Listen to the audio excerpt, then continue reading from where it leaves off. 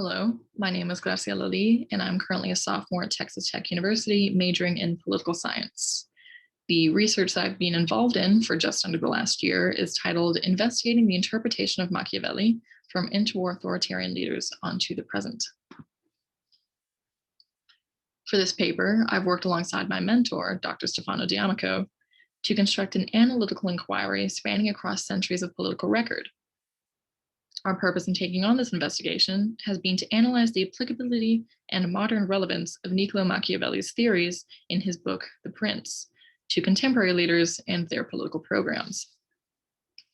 Throughout our research, we found that the populist characteristics of Machiavelli's writings were especially fruitful for this endeavor, and we thus compared them to the corresponding populist components within both Benito Mussolini and Donald Trump's authorities, in the hopes that we can both cement Machiavelli's continuing relevance, as well as produce a critical analysis of today's political arena. We found motivation in this investigation as we followed recent trends, which have shown rapid growth in the interest in populist leaders worldwide. This ordinarily wouldn't spark much concern. However, these leaders also display attraction to authoritarian qualities of rule, which have prompted an alarmed interest in this development. Machiavelli, with his notorious reputation that's now survived from the 16th century onto the 21st, seemed the most appropriate political actor to build from. His concise and blunt summation of the political mechanics of his time, along with the amoral nature of his ideal prince, was estimated to prove easily translated into the populist authoritarian leaders we see today. But of course, to conduct this translation, we've had to turn to a number of previously recorded writings. The references in this research, both primary and secondary materials, range from specific analysis into Machiavelli, Mussolini and Trump as individual leaders, as well as a deep dive into their populist authoritarian nature, history of their politics, and context of their times, to name a few. The inclusion and exclusion of certain sources also wasn't a loosely drawn line. We found a number of primary and secondary materials, but felt that if it wasn't appropriately detailed, authorized, or verified, then we were more than likely to exclude it from our list of sources. But as we looked to the references that demonstrated particular viability, our focus rested in the thematic and contextual similarities found between our three figures.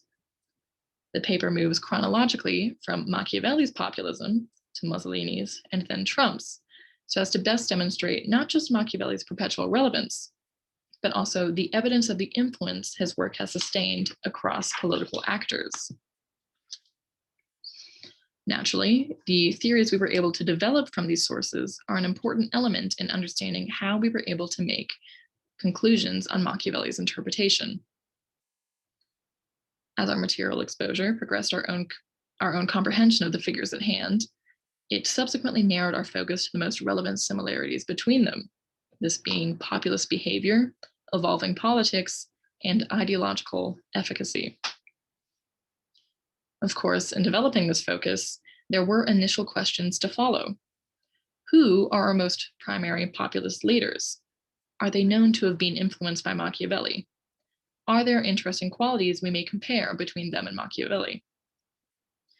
From this questioning, our research was able to develop. And from those early developments, we were able to form a strong projection for the paper. Then, having read widely from a number of strong sources, we were able to continuously strengthen both our projection for the paper, as well as the relationship between our leaders. This initial investigation led us to hypothesize that, yes, perhaps Mussolini and Trump's political programs carry a strong connection to Machiavelli's theories in The Prince.